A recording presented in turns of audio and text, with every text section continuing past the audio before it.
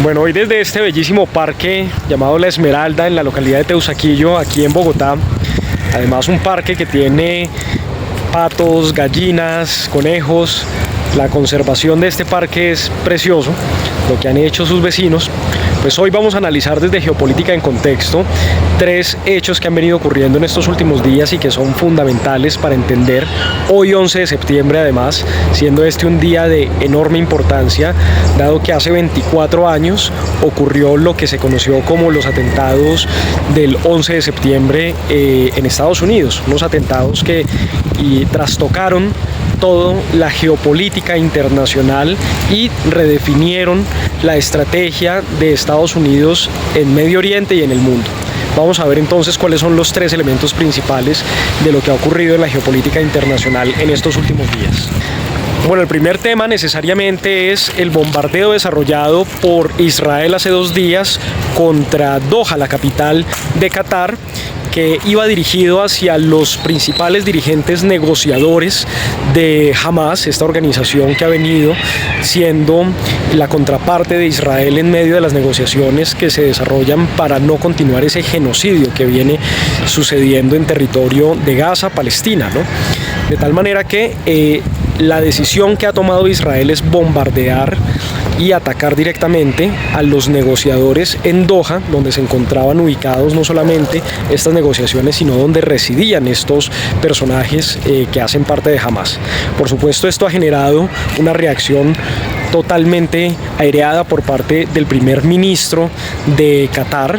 Mohammed bin Al-Salman, quien ha señalado que Israel no está interesada entonces en cerrar este conflicto y tampoco en generar unas condiciones de mejoramiento de la paz en Medio Oriente, que por el contrario lo que se ve es que está generando unas condiciones de mayor riesgo internacional, no solamente contra los países contra los que tradicionalmente ha estado en guerra, como es Siria, como lo es Irán, sino que ahora involucra en sus intereses territoriales y en su interés de posicionamiento de la doctrina de seguridad que ha venido desarrollando Benjamin Netanyahu a otros países, como en este caso Qatar. Y es que esto debe por lo menos generar varias dudas concretas, y es en primer lugar si Estados Unidos y particularmente si Donald Trump estaba enterado de esto antes del ataque. Y es que la portavoz de la Casa Blanca ha señalado que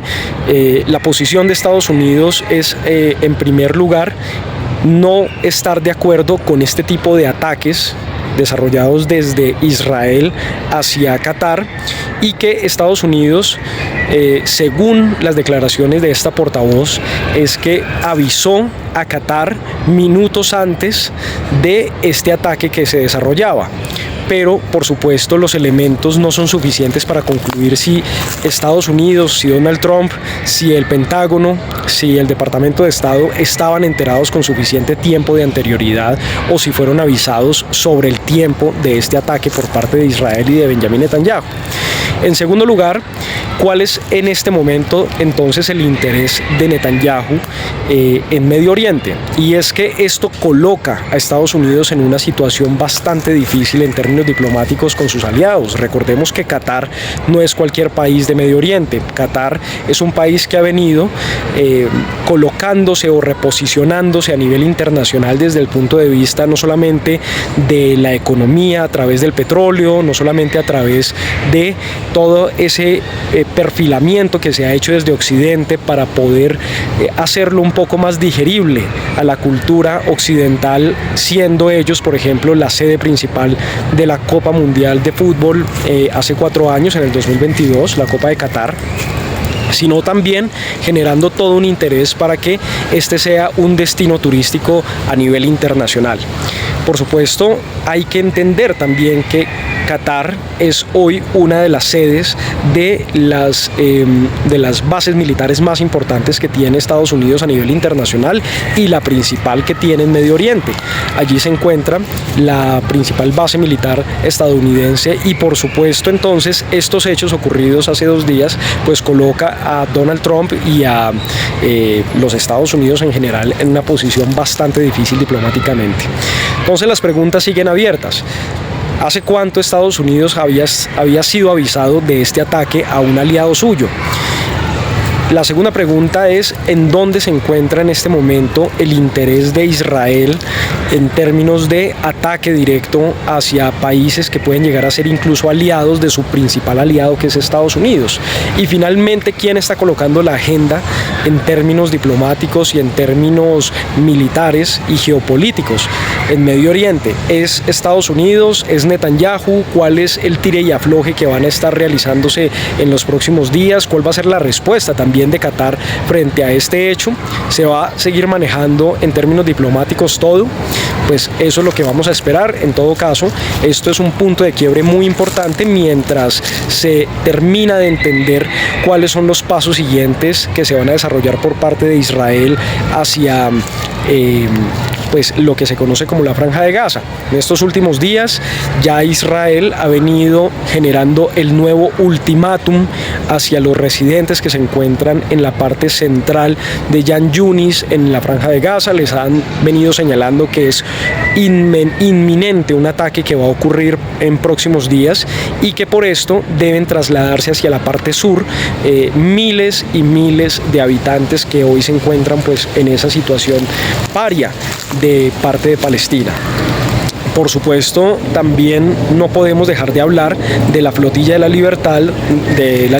que en este momento se concentra en distintos puntos del Mediterráneo. Partió el 31 de agosto una parte desde Barcelona, en España, y algunos se han venido concentrando en distintos puntos, en la isla de Mallorca algunos. Hay una concentración también de algunas embarcaciones en Túnez, en un puerto de esta parte del norte de África, y lo que se espera es que en los próximos días empiece ya todo la travesía que va a ser a través del Mediterráneo para llegar en lo posible a las costas de Gaza. Vamos a ver cómo se desarrolla también esta iniciativa colectiva social que involucra a voluntarios de más de 60 países a nivel internacional y que busca pues ser una reacción humanitaria a este genocidio que está ocurriendo en territorio palestino. Bueno, y de Medio Oriente nos trasladamos para los Himalayas. Vamos para el país de Nepal, particularmente para su capital Katmandú. Recordemos que Nepal es un país fronterizo con la India, un país asiático muy valioso en términos culturales y en términos históricos para esa región. Y es porque esta semana se desarrollaron las protestas juveniles más importantes, por lo menos de los últimos años, en el territorio asiático. Resulta que a inicios de esta semana, el presidente de Nepal, hoy dimitido presidente de Nepal, Khaya Pradhan Only, que es este personaje que generó toda una polémica al inicio de esta semana, ya que se hizo una suspensión total de las redes sociales en ese país, lo cual generó una inconformidad tan profunda en los jóvenes que no solamente se volcaron a la calle para eliminar esa prohibición generada por parte del gobierno, sino ya también la dimisión del presidente y de todo su gabinete, que ha generado incluso o ha llegado incluso hasta un punto en el que todo el gobierno ha sido derrocado y también el Congreso ha sido pues levantado a llamas, como lo que se ha visto en los medios de comunicación. Y es que las características de Nepal son bien interesantes. Por ejemplo, casi la mitad de la población en Nepal es una población joven, es decir, son jóvenes que están permanentemente consultando las redes sociales o hacen parte de estas generaciones de las cuales las redes sociales son fundamentales para su comunicación. Son jóvenes además que conocen la democracia como una democracia muy nueva en su territorio.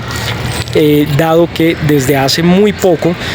Nepal pasó de tener un gobierno que era absolutista y que era un nepotismo, el cual pasaba de padre a hijo los distintos poderes,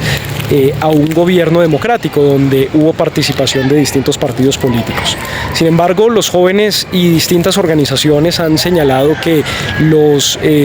favores a determinados sectores políticos y económicos pues no se han acabado, por el contrario se han mantenido y se ha transformado en lo que hoy conocemos pues como el gobierno que dimitió, y que veremos en los próximos días cuál va a ser entonces la fórmula en la que